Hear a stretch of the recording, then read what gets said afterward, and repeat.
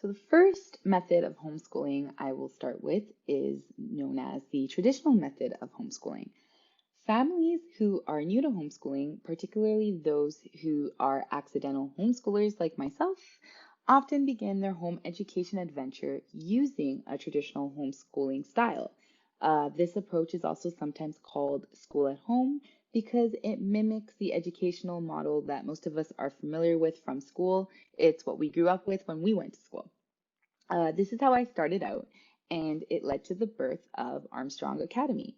I even create report cards and keep grades for my children, which you totally do not have to do when you are homeschooling. Um, so, traditional homeschooling does have its pros and cons. Personally, I found that it does breed burnout and sometimes feelings of failure. This is because home life is very different from school. Home life is unpredictable, messy, and busy. I'm a mom to four kids, so it's all of that and more. And then on top of that, you can have multiple grades that you are working with at the same time.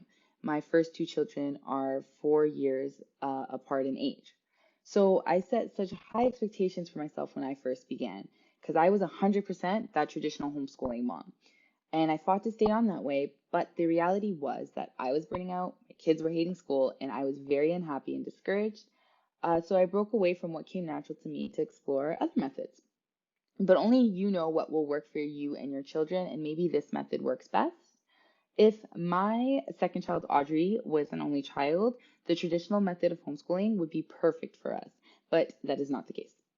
So, in my next video, I will discuss some traditional homeschooling curriculum if you're interested.